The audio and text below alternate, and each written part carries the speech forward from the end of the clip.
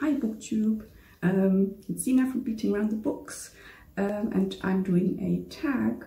It is the Traveling with Books tag, which Alan from Big Hard Books and Classics kindly tagged me in this Tuesday, which was quite funny, or a funny coincidence, because I am currently traveling, as you can maybe see. So I was in that conundrum of trying to figure out what to pack. The tag was originally created by Gina Stania, and I shall try to remember to link all of that stuff down below. Anyway, let's get going. So I'm sort of in the middle of traveling, like we got to one city and then we're gonna soon leave to get a flight, blah blah blah. Anyway, so first question. Do you read when you travel? Sorry, I'm looking down here at my laptop, which you can see a corner of. Who knows? I don't know. Yes, I love reading when I travel. It's one of the best things about having a long journey. Getting lots of time to read. Do you travel with paper books? Paper books? Oh, I'm assuming physical books is what it meant. Yes, I do. Even though I have an e-reader. Unless she meant paperbacks, in which case, yes, that is the preferred choice of physical book to bring with me.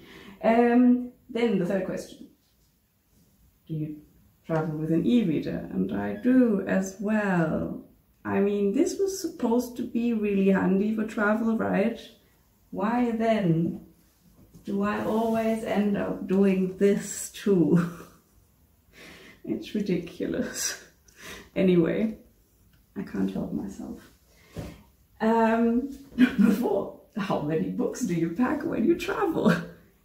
It depends. Generally too many, but I like having a choice. I mean, depending on what kind of holiday it is, I do read quite a lot.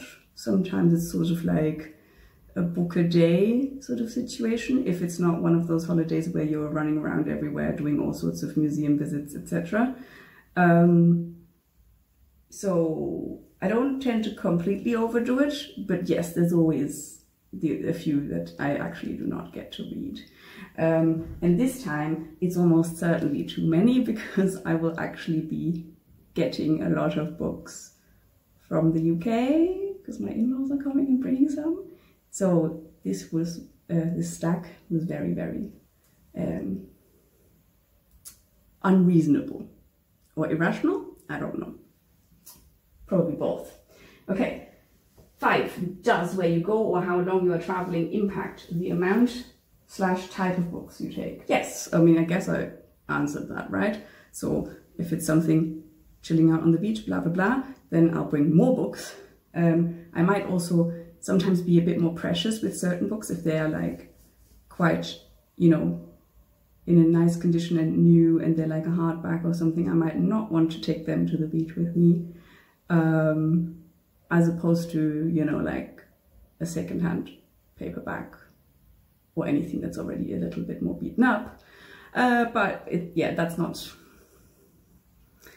too big of a factor, I guess. Otherwise, in terms of type, not really. Maybe I would usually like to look that maybe I have some sort of variety, but I don't really have this sort of typical beach read books, unless, I mean, they might be the ones that I might have on an e-reader, sort of like some kind of rompy urban fantasy kind of situation. That's the kind of book where I feel like I don't really feel the need to have a physical copy of. But, you know, nice entertainment every so often. Yeah, I think last year I had like a huge amount of really depressing books with me, and after reading 3 or 4 in a row, I did use my e-reader to go and just find a random fantasy thing that was kind of a bit silly. And yeah, there you go. I mean, I might try and find what it was. I think it was that it had to do with food. It was really absurd. Something like Sin du Jour or something silly like that. I'll find I found the name and put it in here. Anyway, number 6, do you buy books when traveling or visit bookshops/libraries? Yes, to my husband's chagrin. Is that how you pronounce it? Chagrin? I don't know. Yes, I love going to bookshops when I'm traveling. Of course, it kind of depends where you're going, but generally, yes. And the last time I bought a huge amount, which you would have seen in the London Book Hall thing. But I mean, that was like a specific trip to do lots of book shopping. Normally, I would not quite spend so much time or money on buying that many. But I do like having the odd one sort of go, oh, look, I bought this in, I don't know, Bologna or I don't know. It's nice. Especially if it's secondhand bookshops, just because I like the randomness of it. I think I've said that 1,000 times already. I won't go into all the books that I've brought. I think that'll probably be in a different video maybe. Yes, so, libraries. I don't think I've been to that many libraries when I was traveling, but maybe I should add that to a list. At least if it's somewhere that has like a really nice, impressive, or I don't know, historical library or something. That sounds like a cool thing to do. Anyway, last but not least, tag some travelers. So I know that quite a lot of people have already been tagged when I was sort of surfing through the previous iterations, so you know, the previous few weeks that people did them, but I haven't seen Bob the Bookerer tagged, and I know he does travel more so like by train, I think. And yes, I would like to know your answers to this, Bob. Do I have anyone else in mind?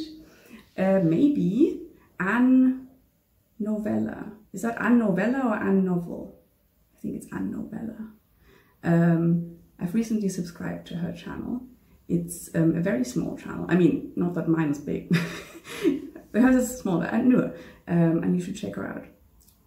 If you haven't been tagged yet, I don't know, Mark from Book Time with Elvis. That'd be interesting as well. So we have 3 different people in different countries on the European continent. That'd be nice. Okay, that is it. For once, a very short and sweet. Short and sweet? Whatever. Shorter than not usual. Thanks again, Alan, for tagging me. And I'll speak to you soon from a lovely island. Bye.